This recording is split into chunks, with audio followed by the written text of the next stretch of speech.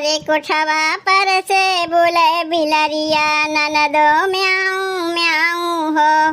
कोठवा पर से बोले बिलरिया ननदो म्याऊं म्याऊं हो।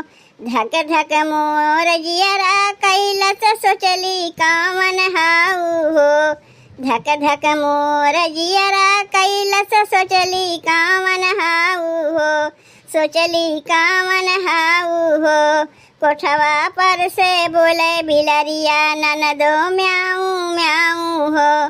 कोठवा पर से बोले बिलरिया ननदो म्याऊं म्याऊं हो। पौआ मार के सूतल रहे भैया तोहार हो। अरे भैया तोहार हो।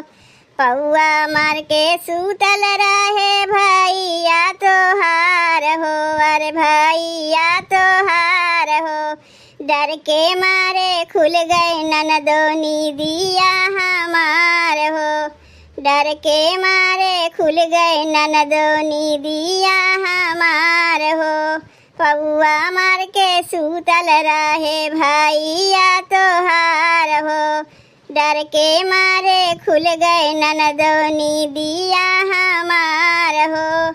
हमरे लगवा सूता हमका छोड़ी के ना जाऊ हो। हमरे लगवा सूता हमके छोड़ी के ना जाऊ हो। छोड़ी के ना जाऊ हो। कोठवा पर से बोले बिलरिया ननदो म्याऊं म्याऊं हो। कोठवा पर से बोले बिलरिया ननदो म्याऊं म्याऊं हो। एक बार डटली दुई बार डटली तब नाही जाए हो। तब नाही जाए हो।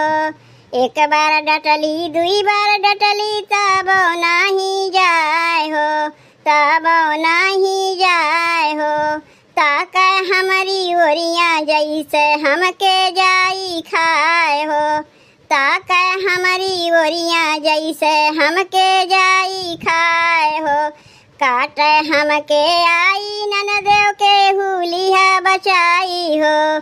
काट हमके आई ननदो के हुलिया बचाई हो।